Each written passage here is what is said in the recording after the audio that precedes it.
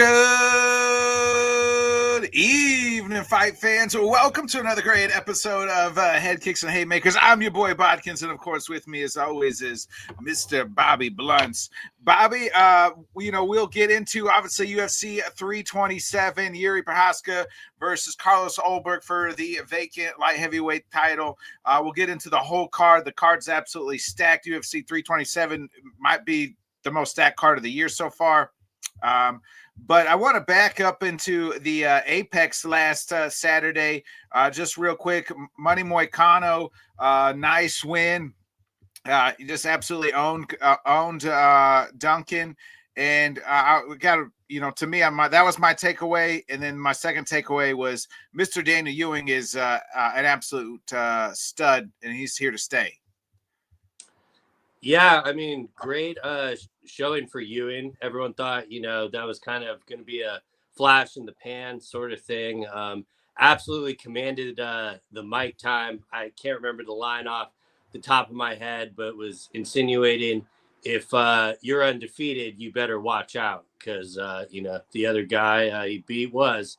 And, definitely the highlight. Moicano just kind of did Moicano things. I think we all kind of forget with the Islam loss and then especially the Dariush loss that kind of really threw us off. What up, Kev?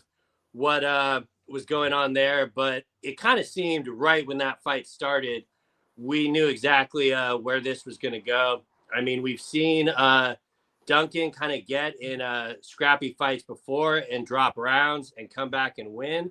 But that really didn't seem to be what this was going to be at all. And Moicano really had no issue dealing with him. I know there are a few people thrown off by Duncan's cornering, when they were on the ground, saying to throw the sneak elbow and everything like that. And Rob kind of led with it there. The Jesus fucking Christ promo would have absolutely hit better if it was not in the Apex. That goes without saying. But, I mean, he even said the event sucked. So how about that? He's like, this fucking sucks. This does nothing for me. And, shout out to Moicano for absolutely speaking his mind right in that interview. You kind of gotta know what's going on to realize what he's referring to, but a message was kind of received for me.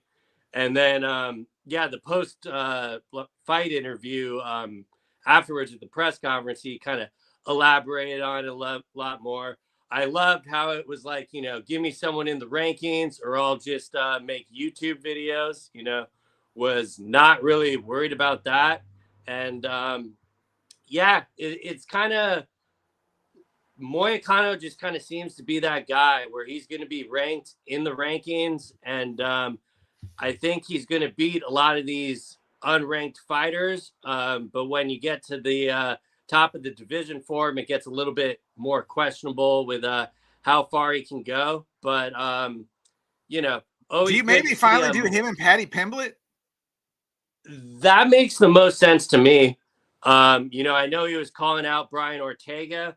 I hated that fight when they book it. I would dread having to see it again. And Paddy makes the most sense as far as, it's a decent test for Paddy. They kind of have that back and forth from the past. So I think that's really the easiest call. And we've kind of wondered how far are they going to drop Paddy in the rankings as far as his next opponent. And, I think Moicano would be a great test for it. Personally, if you would ask me today, I would think if we got that Moicano that we saw on Saturday, I would probably pick him to beat Paddy, but could still see it as a, winnable fight for Paddy. So that's some pretty decent matchmaking for me. Yeah, I like it. I think and they have the beef too. So let's just go ahead and get it. I enjoyed the Jesus fucking Christ, promo in the back, and you know, Moicano just doesn't. I mean, he got his money, right? Like he did, you know, from taking that 24-hour Islam fight. Rob, real quick, says, how many guys in the UFC make more money outside the cage than in? You think? I'd say about 95% of all the top to mid, all ranked guys. I would think if they're doing it right. Basically, anyone that has a name these days. I mean, right.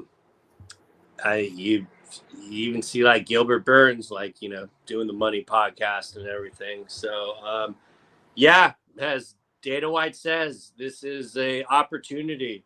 So, I'm obviously being coy in saying that. I think that is absolutely moronic, but it's good to see that, you know, these guys are figuring out, you know, they can get other, you know, pieces of revenue that don't have to involve them getting hit in the face there.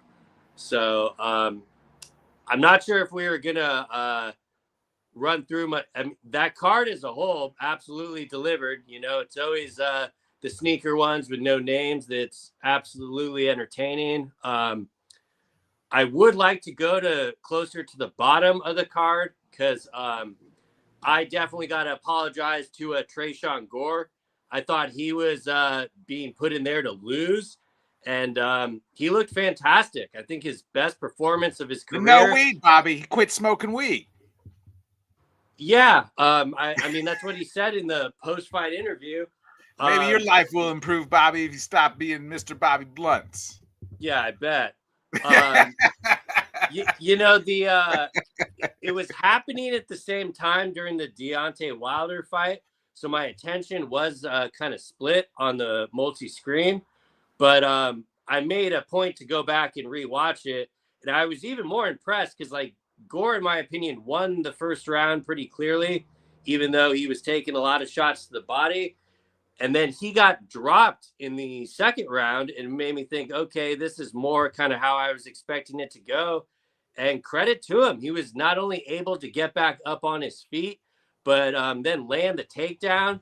And then seeing, you know, his opponent being broken in the third round, definitely was eating that leg up with the kicks and saw the guillotine and got it done. So to me, that was like by far the most impressive win on the card.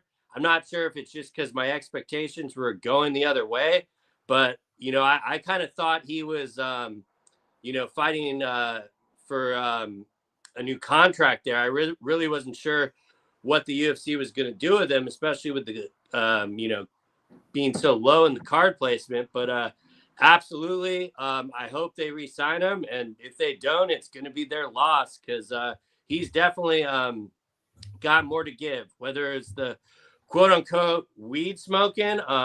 You know, I noticed I'm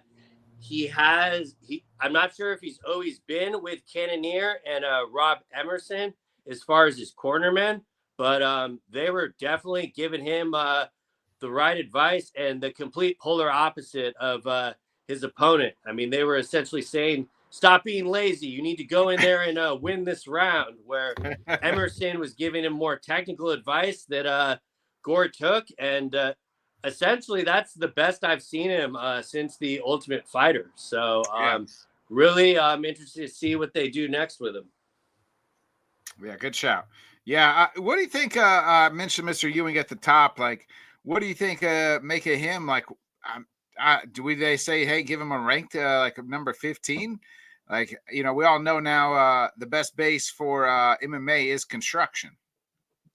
Yeah, you know, I could see them going a handful of ways with him. I would think after that performance that you would probably want to, like, in my opinion, he easily deserves to be on a main card of a number card. You know, I think his style is exciting enough for that, but I would just hope whatever they do, not to harp back on this, but I just really hope his next fight is not in the Apex. But, you know, at the same time, the noise levels improving there a little bit. I'm almost do you think he beats Raul Rojas Jr.? Today, I'd probably favor him. I mean, And Wow. but like that's kind of the thing. I'd be more interested to see where the UFC would be wanting to go with him, because to be frank, I'd be kind of surprised if they booked that for Rojas Jr., because they're pretty high on Rojas. That would kind of be a okay, training wheels off. Let's see what we can really get out of you. But you know, Rojas Jr. would definitely want to implore the grappling, but I got faith that Ewing would be able to get back up there, and I definitely think he deserves a fight like that. But will they give him a ranked opponent yet? I'm not too sure. I'd probably be 50-50 on it. All right, yeah. Bobby, let's move to UFC 327 headline. One more quick one with the Apex. Yeah. Can I get your thoughts on the Tommy McMillan fight? Bobby, I didn't watch that fight. Yeah, I mean, I thought you called me out like that, Bobby. Why'd you call me out like that? So like, from my I was point watching of view, the basketball game. I was watching the basketball. Yeah, I don't blame you. You got a life that you like to enjoy. From my perspective, like I heard a lot of people that were kind of complaining on him, you know, taking too much damage and it being a bar fight. I definitely understand that, but at the same time, I did appreciate him not going with his normal bread and butter and choosing to strike. I think there were a handful of other people you could have given the bonus to, but that's kind of irrelevant. But, you know, he obviously got the main card elevation because of his team's backing and stuff. It seems to be a name they're wanting to hype, especially if you listen to Bisbing telling him he's, you know, the next thing since buttered toast. But I don't know. I heard him getting a lot of flack after the performance, and I would have understood it if he just like, you know, chose to grapple with his opponent. But, you know, he was going against his first something that was not his main skill set. So though I could definitely say there's room to improve, I appreciate him choosing to strike.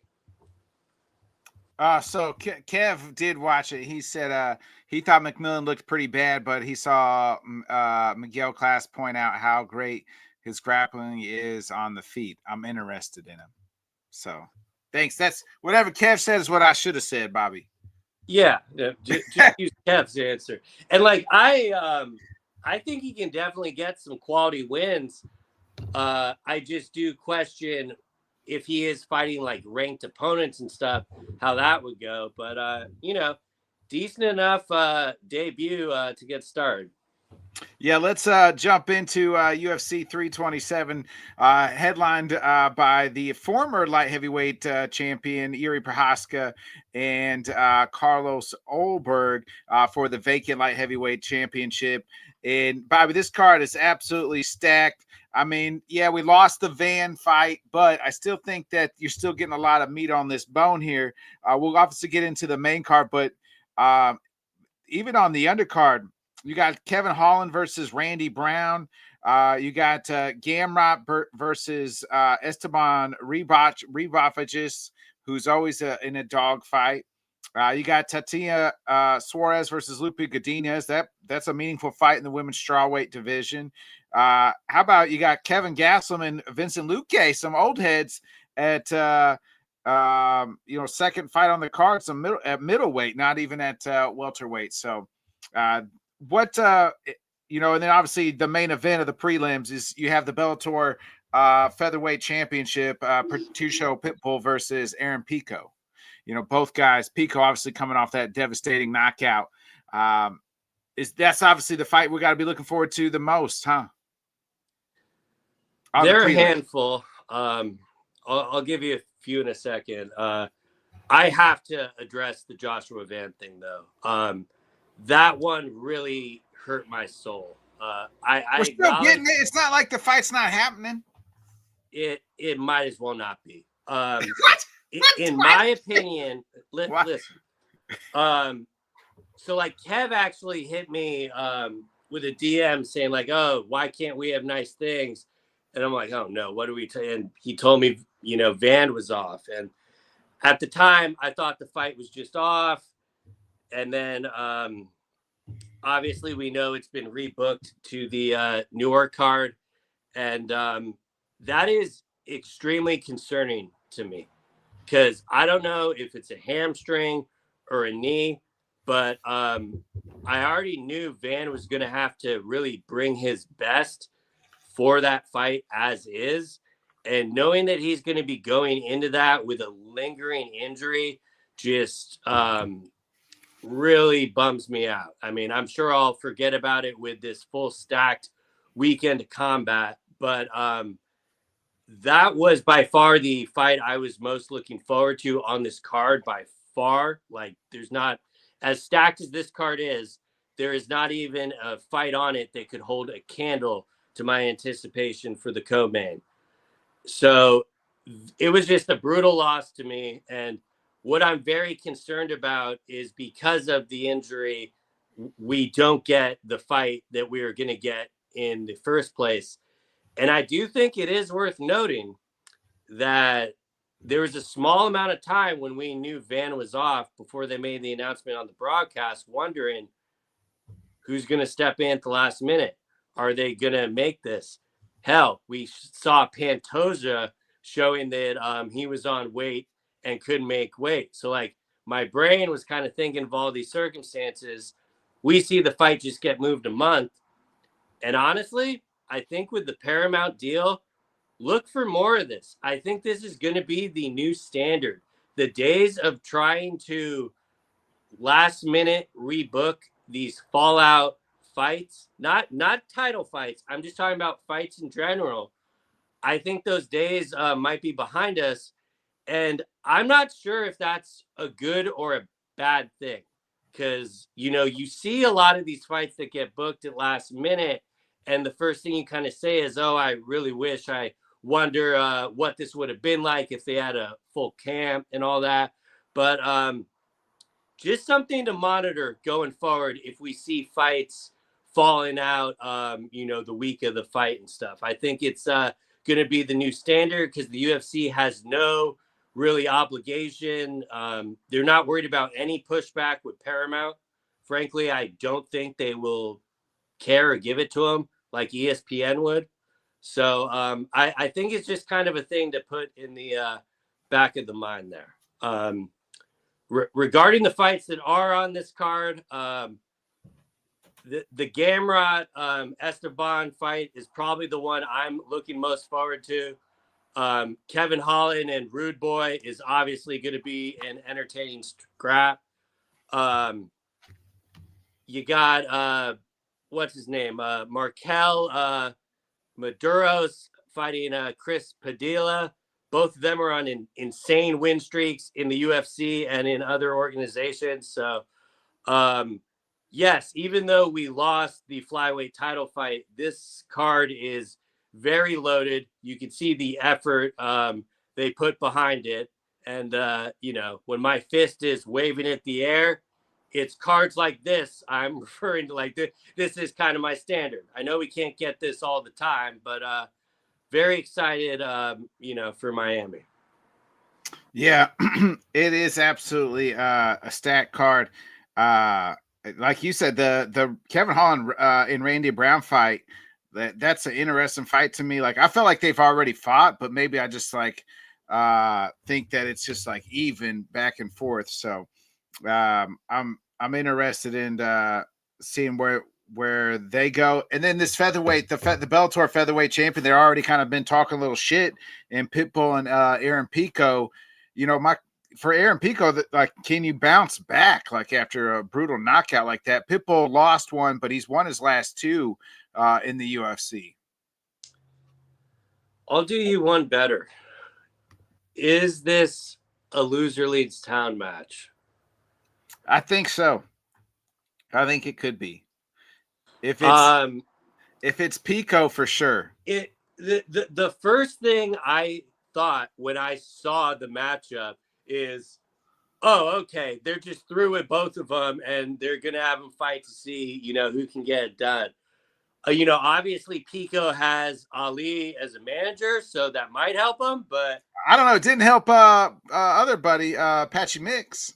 yeah, but well, at the same time, it helped him in the way of Ali was able to get him out of his contract so he could go to Ryzen. But yeah, no, I get the point, and it is. I don't know. Maybe it's more of them being out of the Patricio Pitbull business. I'm not sure if they've been, for one, I don't know who they thought they were signing. I mean, this is how he fights. Right. I don't find it boring at the least, but, they apparently do.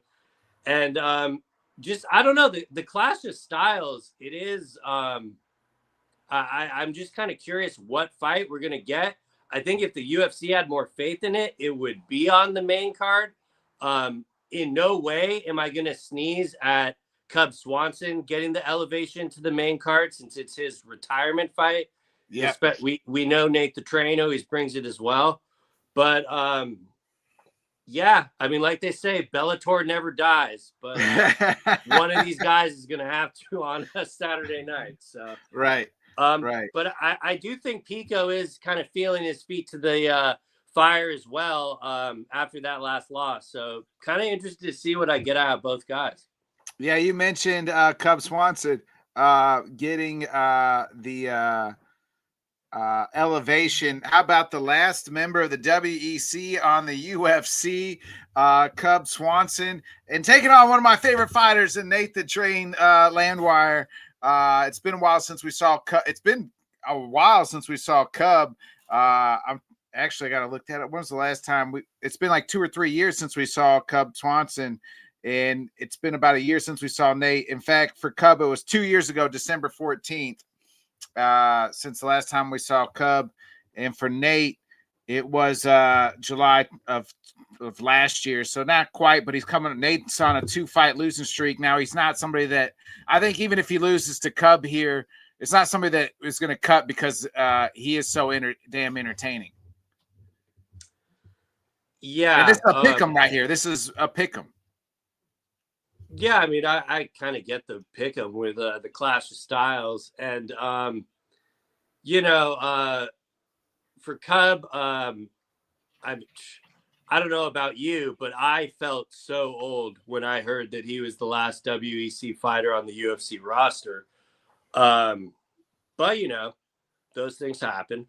And I'm glad they replaced it with Landwehr. They didn't try to replace him with, someone that they're trying to bring up through the Contender Series, building off his name. They gave him a good fight, a friendly fight. A guy that's going to stand and bang with Cub. But this could be fight of the night, Bobby.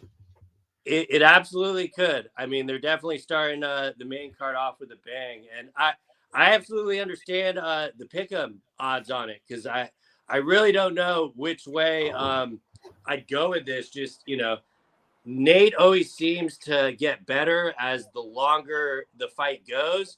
But then when he's having no success, sometimes he just has none. But like you said, it's been a while since Cub's been in there. He's 42, Nate's 37. So, not too much of a, age variance. But,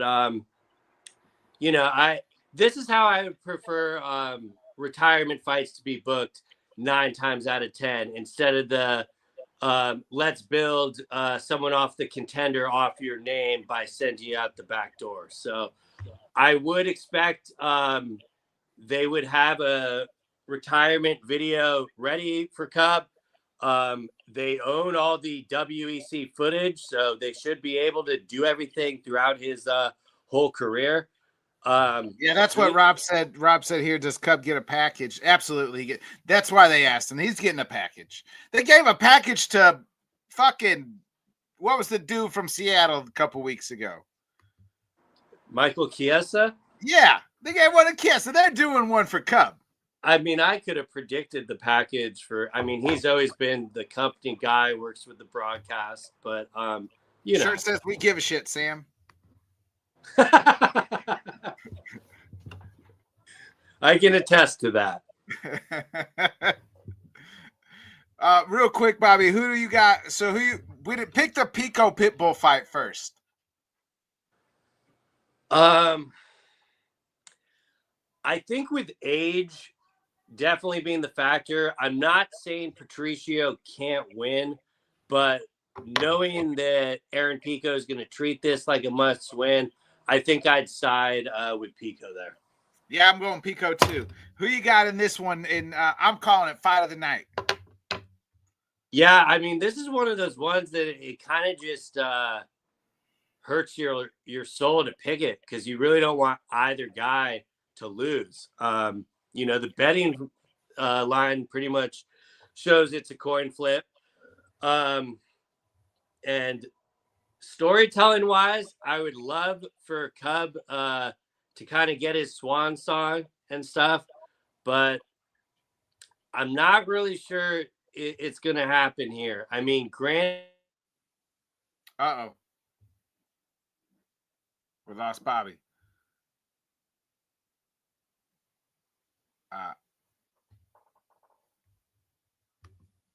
Bobby was there. He's back.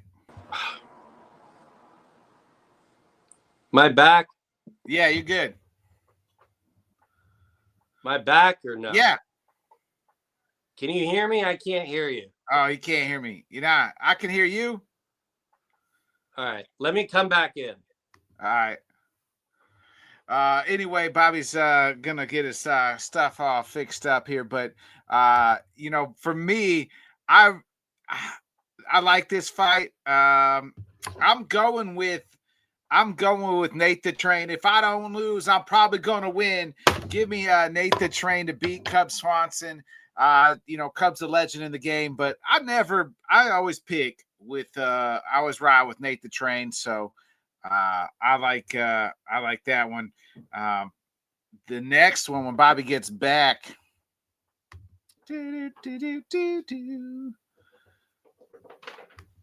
we got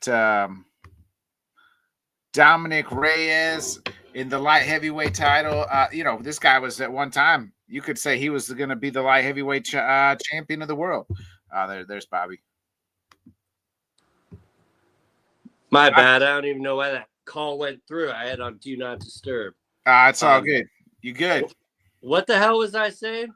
I don't know. I was asking you to pick who the winner between Cub Swanson and Nate the Train was. Yeah. I mean, you riding with Nate the Train. I think I am. I want Cub to win, but to quote the great Nate the Train, if I don't lose, I'm probably gonna win. So yeah, I said that. That's what I said. Oh, okay. All right. We'll move on to the next one then. I'm stealing your thunder. I'm the quote guy around here, Bobby. I'm the quote guy. You're right. What am I doing? Let's get into it. It is Dominic, number 14, ranked light heavyweight Dominic Reyes coming off. He was hot, and then he got a bump up in the competition and lost his last fight. 15-5. He is the slight favorite. He's going up against none other than number 12 ranked light heavyweight in Johnny Walker, 22-9. Walker is plus 115. So it's another close fight, Bobby. Odds wise, Walker's had a nice win the last time out. Remember, he beat Zhang Mengyang in China. So your thoughts here on Reyes versus Walker? That was such a terrible fight. I don't expect much better on Saturday night. I will never slander Dominic Cruz. Well, that's good because we're not talking about Dominic Cruz. Yeah, I actually have slandered Dominic Cruz, so that's a lie. I'm pretty sure on this very program. I would never slander Dominic Reyes. And yeah, I mean, when I saw this matchup, it absolutely makes sense. Reyes was on quite a little bit of a run. He fight win streak. Yeah. The setback was against Ulberg, wasn't it? Yeah, the guy who's fighting for the title. So just imagine that. What if he won that fight? Then he's fighting for the title. Could be. Yeah, literally. And like Walker in that last fight in China, I can't remember if he like immediately like shot for a takedown or he like pulled. I know he did like some wild shit, and I was like, "What the hell are you doing?" And fortunately, it worked out. That's for Johnny him. Walker MMA, baby. That's Johnny Yeah, Walker MMA. I mean, it's hard to like. I don't know why I'm trying to figure it out, but that's just kind of the person he is. But I don't know. Like, I understand it practically being a pick'em here. And I don't know if this is my bias showing, but I'll definitely be riding with Reyes to get back on track here, especially in this division. I think he's got a lot more to give. And, to that point, it's not like Walker is, some type of bum either. Like, he is definitely a formidable opponent for him.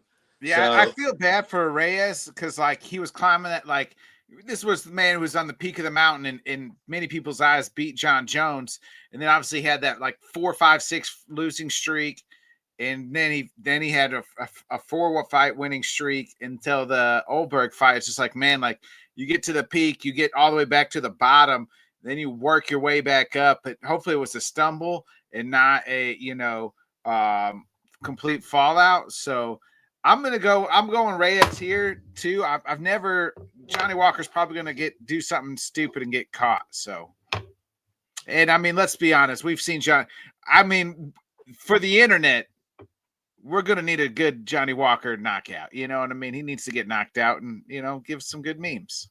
It's so crazy because when he first came in, I remember thinking, hey, this guy with this awkward style, maybe he's the guy to beat, John Jones. Then he does the worm and injures himself in mid-thought of me thinking that.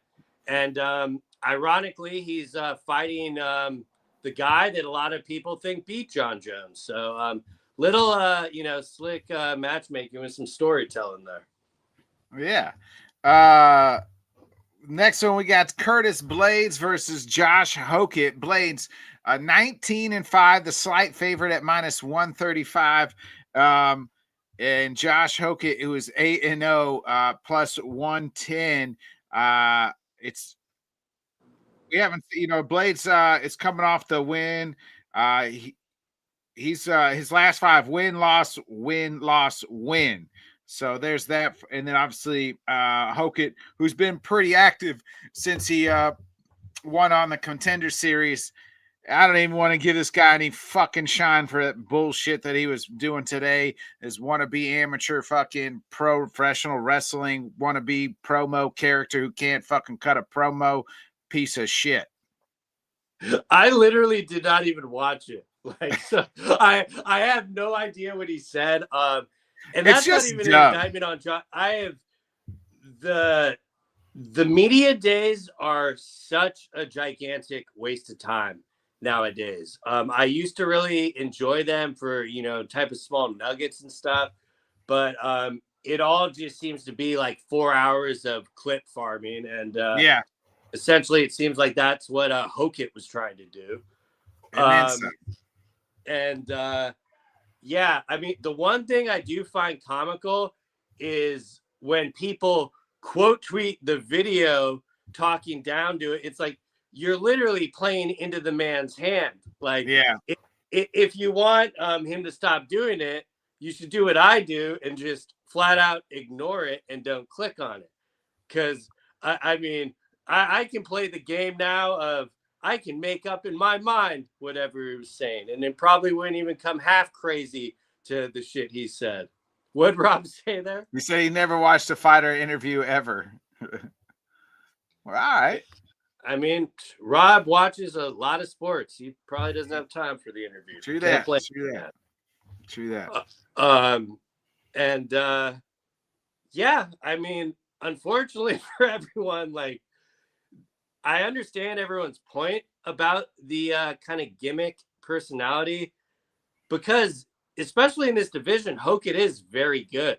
So it's not like he really needs any of that stuff. I don't know if he's just trying to, in a division that I demand the UFC get rid of every other week, maybe he's just trying to kind of stick out there. But he's trying to see, that would be a gimmick he should run. Save the heavyweight division instead of this weird cholo and weird other macho man wannabe having ass and trying to fight people sabers and shit in the parking lot. Like, that should be the promo he should run. That's almost like Colby Covington, but I mean, shit, at least that's a little bit better. You just, save the heavyweight division instead of this whatever the fuck he's doing. In his mind, this is saving it, I guess. I don't know. And now that the Van fight has fallen off, this is probably my most intriguing fight on the card. And feel free to go ahead and clip that, because I said something positive about the heavyweight division. But this is I'm very interested to see what we get from this, because I mean, Curtis is one of those good fighters in the heavyweight division that's pretty well-rounded. And when I'm saying to scrap the division, I'm not referring to Curtis. He's very well skilled, and we're gonna really find out how good Hokit is here, because no disrespect to the guys that he's beaten previously in the UFC, but they're not really on the level of Curtis Blades there. So I'm very excited to see where this one will go. It wouldn't shock me if this goes to decision, because both guys are tough. But if one of them gets the other out of there, that'd be even more impressive in a division that definitely needs some life in it. Yeah, listen to this. So, like Curtis Blades has never fought for the title, and it's wild. Like, right? Like, I guess he fought for the interim against Tom Aspinall, but never the undisputed title, right? That wasn't for that was just the rematch. That wasn't for the interim title. The interim was Tom fought the Russian at MSG. Yeah. Oh, but no, he defended the title against Curtis Blades. No, he came back. Or wait, maybe, yeah, I think I'm retarded. You're probably right. Yeah, I'm looking at it. I'm looking at it on ESPN. Because it was the London one where he blew his shit out, and that's when he lost to Blades. Yeah, you're right. I'm a moron. So he's never fought for but he's always been like right here, right at the top. He's pretty much the gatekeeper. He has 5 losses. Listen to the 5 losses he has. Tom Aspinall, who is the current heavyweight champion. Sergey Pavlovich, who fought for the interim light heavyweight champion. Derek Lewis, who has fought for the title multiple times and the interim title and is the knockout king. And Francis Ngannou, who is currently still the lineage heavyweight title, and he lost to Francis twice. The guy don't lose to these people like this. He loses to one of one. You know what I mean? Like, he only loses to guys who have that power knockout punch. And that's I don't know if the incredible Hook has it. Well, that's why I find this matchmaking very intriguing, because the UFC is fully aware of that. And the way I look at it, they're trying to see if Hokit can get it done, just so they could, vault him up in the rankings and have him, fight those top contenders. But yeah, undoubtedly, this is the most veteran opponent of his career, and he is only 8-0. So, I mean, Curtis definitely has the experience on him. But yeah, I don't know. With all that being said, I think it's pretty crazy that I'm actually leaning Hokit here. It is only 3 rounds. I'm going Blades, by the way. I'm going Blades. Well, I know you're just gonna go Blades by spite. So I'm going Blades because I just told you he only loses to people who have super knockout power. I don't know if Hokit has that. Yeah, no, for sure. He is definitely resourceful. And fucking. Yeah, no, he's resourceful in being able to find ways to win. The most unanswered thing from Hokit is probably his cardio, but this isn't going to be 5 rounds. It's only 3 rounds. So I think the 3 rounds might kind of go in his favor. But like you said, he only seems to lose to people that he gets blanked on. And if you don't see Hokit having that knockout power, I could totally see that. And yeah, I mean, I could see the wrestling kind of canceling out because Curtis is a very good wrestler. Yeah, I believe Curtis is an All-American wrestler. Yeah. So, yeah, I mean, if someone wanted to say this is a step too high, I could kind of understand the argument, except for I am kind of tired of seeing Hokit fight all these guys in the division that we know are going nowhere.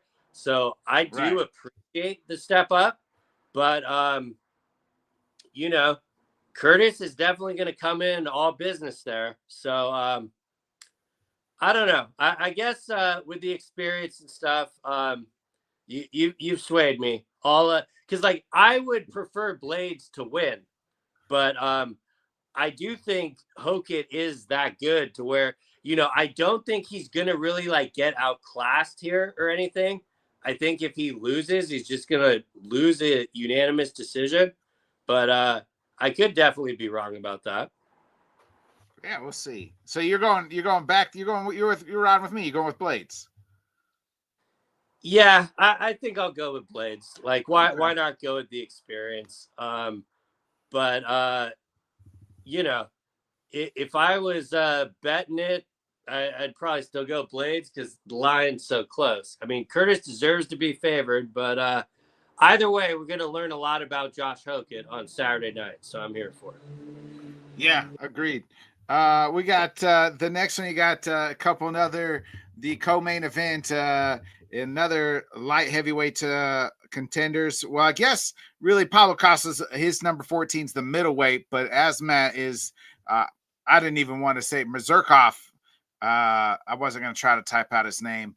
16-0. He's the favorite at minus 200. Paulo is the slight dog at plus 165. I mean, Asmat's been pretty active. He fought in June and October, and obviously his last 3 fights all by knockout.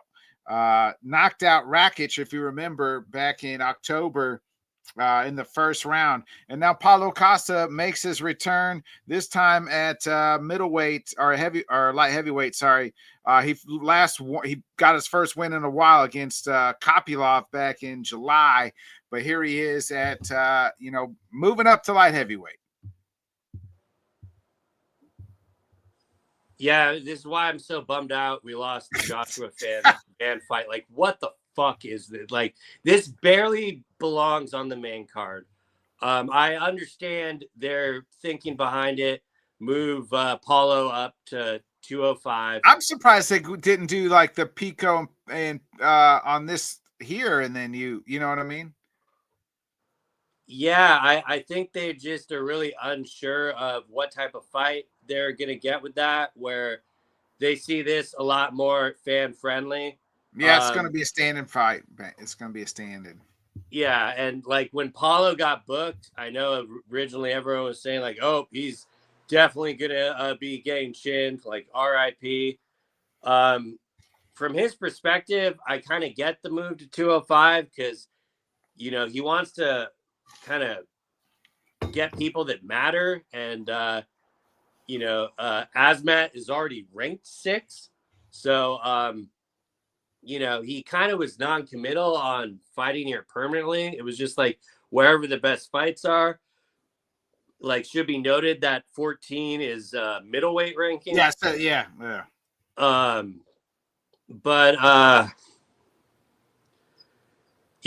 This, what's Kev got to say? Wow, huge news. Pedro Munoz is apparently not retired and has asked to be released from the UFC. Oh, okay. Really? Interesting. Huh. Breaking news. Thanks, Kev. Good luck with that, Pedro. You were saying, Bobby, about Asmat and Paulo Costa. Yeah. Or Heshinya, the eraser. Yeah, I mean, I don't know what else you want me to say about this fight. It should be interesting. I just I don't. Anytime I think of this fight, I'm just thinking that we're not getting the Joshua Van fight. Who you picking to win this? I hope Asmat gets it done. It would be great to see him. It'd be impressive to see if he can keep rolling these finishes. And Paulo ain't the easiest guy to get out of there. And I'm kind of interested if Paulo's motivation is any higher because of this, like knowing that he's going up to 205. Is he going to take it any more serious, or is he planning on just trying to sell secret juice at the press conference? He won his last fight, a dreadful fight as it was. So I'm glad they're at least putting him up to 205 where he's going to feel a little bit more danger. But yeah, give me the Russian. Yeah, I'm right there with you. Give me Asmat as well. I think Asmat gets him out of there. You mentioned it to me, Bobby, like he's got to take it serious. I don't think he has. To me, I probably hasn't taken a serious fight since the Romero fight. You know what I mean? Yeah, and it's even wild to. I assumed like Paula's actually younger than him. Which is wild.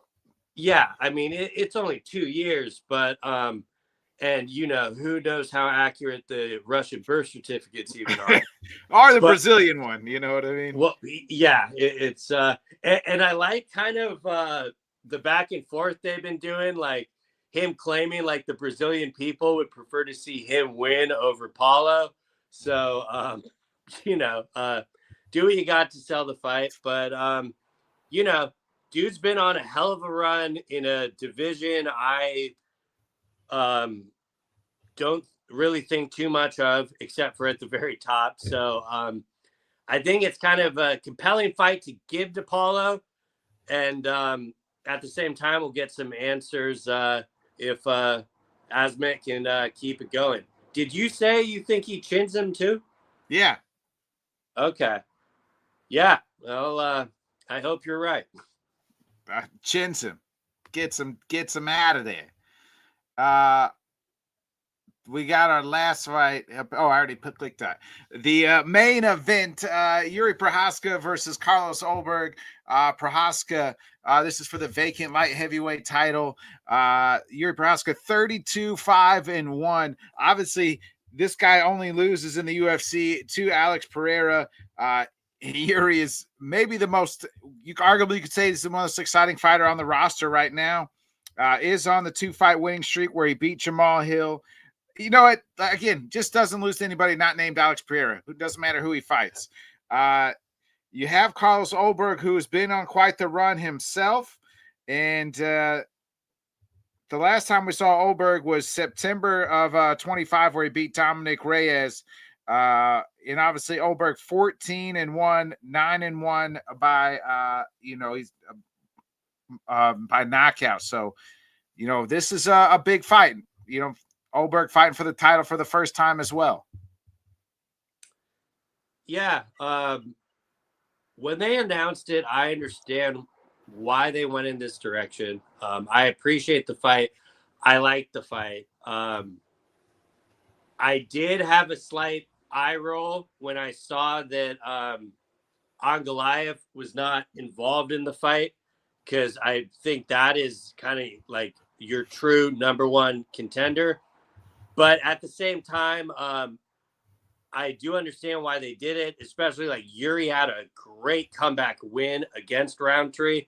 So I'm not really mad at it, but it's bizarre. Even though it is for the vacant title, in my mind, it just feels like a number one contender fight because of kind of the lineage and stuff. But I guess that's just a personal problem for me that I'm going to have to get over. Yeah, I mean, to me, it's you could have thrown Ankalaev versus Ptochazka in there, but Ulberg's kind of been in the wings waiting. And Ptochazka, like you mentioned, had that great comeback. against Roundtree. And here he's, to me, one of the, like I said, one of the arguably the most exciting fighters. He's never really out of it and always believes that he can fight until you put him out of it, as we saw against, Alex. And, this guy, he probably won't tell you, but I mean, he won't say, but I think his fans at least were like, thank God Alex is gone. And, there's no need to do another one, because like Yuri would just really have always been that good guy that's just kind of like the gatekeeper at number 2. Ulberg's on the nice win streak. Last time out, he did beat Reyes. He did beat, the former champion in Jan Blachowicz. So it's like, this is the two right guys. If you want to tell me Ankalaev could slide in, yeah, I probably could see that too. But it just seems like this is where we're at. And it's odds to show you that a close fight. And I think it's going to be a good fight.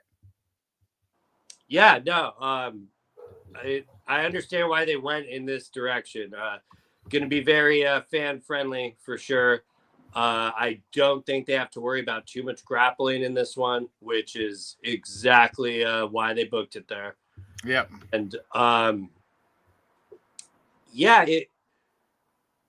even though it wouldn't have been my first choice, I find it very intriguing as well, just because Yuri seems to always drop rounds, no matter like what fight it is, and maybe that's just his fan-friendly style and stuff, why that happens. And Ulberg is I would say pretty technical for someone at 205. I don't think he's going to really try to, make it a firefight in the center of the cage or anything. I think he's going to fight a lot on the outside and try to maintain the distance and really pick Yuri apart. Yuri has had issues with those overhands before, so it would not shock me at all if, Ulberg's kind of looking at that. But it's Yuri is someone that he can drop a round or two, and I'd still feel like very confident in him winning the fight. I know Ulberg had a 5-round main event with Reyes, but he obviously did not need that time. So I don't know. My feelings on the fight really go with the betting odds here. It might as well be a pick 'em. I can really see either guy winning. I do think, obviously, fan favorite part really goes to Yuri. I see a lot of people wanting to get it done for him. It'd be cool. He'd be a 2-time light heavyweight champion.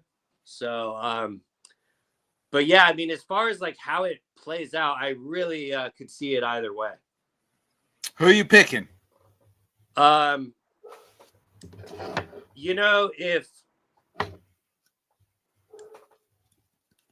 If city kickboxing was like still in its old ways, I'd feel a lot more worried about picking Yuri and stuff. And that might not even be a fair characterization by me, because that really has nothing to do with like the fight Ulberg is going to do.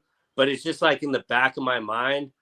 And again, like Yuri had I don't know if his like footing was off with the Roundtree fight, but he was really getting frustrated in that first round there. I don't know if it was just kind of the way Khalil kept going in and out, but it really was frustrating him. But then he just kind of found a way to make it his type of fight, make it ugly, and get it done. And with the 5-round experience, the championship experience, I think I tend to lean picking Yuri. But at the same time, I mean, you acknowledge that the only person he can't beat is Pereira, which really had to do with Pereira's power. And Ulberg has that same type of power. So for the gavel, I'll go new Yuri Prohaska, but really could see it going either way. Yeah, Bobby, make it 5 for 5. We got, or I guess 6 for 6 and all the picks. I think we didn't pick. I convinced you to go Blades, and I'm with you. I think Yuri puts him out. I mean, that's what I think. He gets him out of there somehow, some way. I don't think this goes all 5 rounds. I think it'll end. And I think Yuri gets him out of there. I'm gonna say the 4th round. Give me a new UFC light heavyweight champion of the world, Yuri Ptochazka. Well, now I'm really concerned we had all 5 the same picks. That cannot bode well for anyone on the card. Bobby, there was and they're all the favorites, so that's not good. But here's the thing: I always still got to pick a dog on the card, and I was looking, and all these fights are close odds, really. Even the main card, right? Like the biggest favorite was at plus 115, but the biggest dog is plus 115 by Johnny Walker. So like I'm sorry, Costa's a plus 165, but nothing over 1, right? So in this whole card, there is nothing over plus 100 odds, barely even plus like 150. So my dog on the card almost by default, and the dogs on the pay-per-view were 0 for 4, I believe, or we're 0 for 3. Haven't gotten one because there's a pay-per-view every month. So we're 0 for 3. The man that's going to break the dog snide and give us our dog on the card is none other than Vincent Luque, baby, at plus 220. Give me Vincent Luque, my dog on the card, to beat Kevin Gastelum at plus 220. I have no notes. You really had to pull that one. I generally had no idea where you were going with that one. So, for once I didn't see it coming. So, I was gonna do Kevin Holland, but he was only plus 100, and everybody. I was looking at the rest of the card. I was like, shit, everybody's like only like plus 150, if that. I love how you absolutely would not cross the line in picking Paulo Costa for the dog mask. But we do have just a little bit of boxing to get into. Deontay Wilder wins his comeback fight, I guess you could say. I don't even know who the hell he fought. You got some pussy running around. And relax. Sorry. Bobby, get your pussy in order. And then you have this weekend, you have Tyson Fury fighting some guy I never fucking heard of on Netflix. So thoughts on Wilder? It seemed like Anthony Joshua showed up and kind of seemed like they were going to promote a fight together. Oh, good God.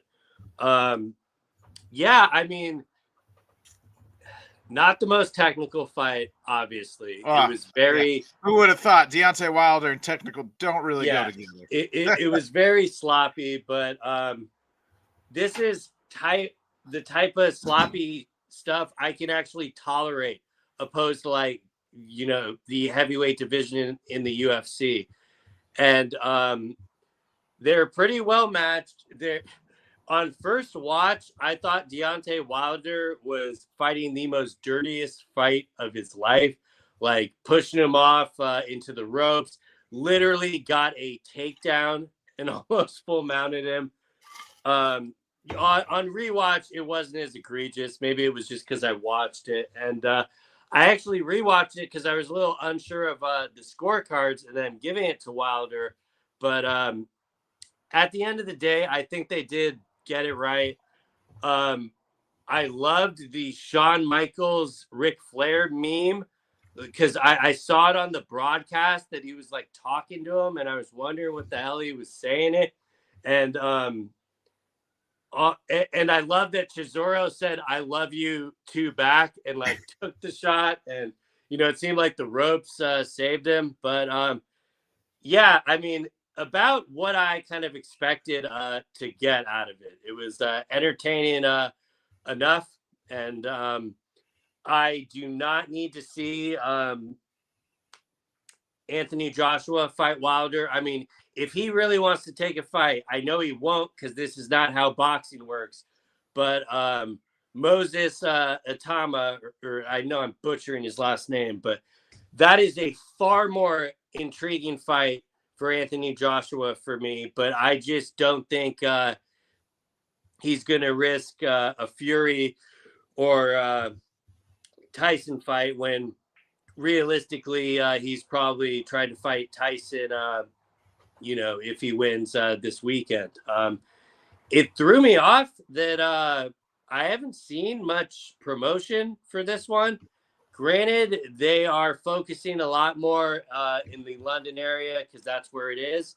So, it's probably just not hitting our radar. But, yeah, I mean, not only is the UFC stacked, you could make an argument this is the most busiest week. You also weekend have PFL Chicago. Sports. We got the PFL Chicago's this week. You got PFL Chicago. You got Dirty Boxing on Friday, which is also in Miami. Very smart choice, hopefully they'll get a decent turnout because of that. The Combate Global is on Saturday. They seem to move to Saturday. The thing I am looking most forward to on the weekend easily is the Rising card. That's Sunday morning in Japan, but our time, that will be like, I think, 10 o'clock Pacific time. So, I mean, that's going to literally be an all-nighter with UFC and Rising. But, yeah, you said we got the PFL. We got one K1, Cage Warriors, BKFC, some Japanese boxing. So literally a little thing for everyone. Yeah. The PFL Chicago, Sergio Pettis is on that card. I saw him, his shorts to his late coach. So that was nice. Did you see that? I did see that. I love that PFL did that. And yeah, absolutely should be honored. So, and I know people are kind of mad at the card itself in general, but again, this is what they need to be doing, is putting on shows locally in the United States, building up a fan base and fulfilling, the time slots to ESPN. If I'm not mistaken, this is on ESPN2 again. Yeah. So obviously a much more difficult card for them to be going head to head against than the UFC Seattle. But I do like what I'm seeing with them, and a lot of it might be have to be on rewatch, but I definitely will be watching all of it. Yeah, same. So it'll be good time. That's it. I guess if you're into the Masters, you can catch the Masters this weekend, but not me. I'm not much of a golf guy. Other than that, we'll be back next week for we'll talk all the UFC post show at 327 and all the other headline and news that come out of this fight or this weekend's pay-per-view. It's stacked pay-per-view. Can't wait for it. Other than that, man, we'll be back 8 o'clock Central, 9 Eastern right here on the Headkicks and Haymakers. For my guy, Bobby Blunts, I'm Bodkins. It's been another great episode. Bobby, let's enjoy the fights. Go ahead. We will enjoy the fights. And if you don't get enough bloodlust for the UFC Miami, I'm telling you, the best $20 that you can spend is buying that Rising card. There are 2 title fights on it. It will not disappoint. There's no confusion about what is a legal strike, like the chick that got blasted in the head at the Apex this last weekend. So, yeah, if you want to watch something outside the UFC, strongly recommend the Rising. Now shut up and watch the fucking fight. Yeah, shut up and watch the fucking fights. We'll be back, and like and subscribe and share, please. And Appreciate watch the everyone fights. Coming through. Thanks. Have a great weekend. Thanks so much for joining us, and until next time, let's talk sport, friends. Thanks for watching.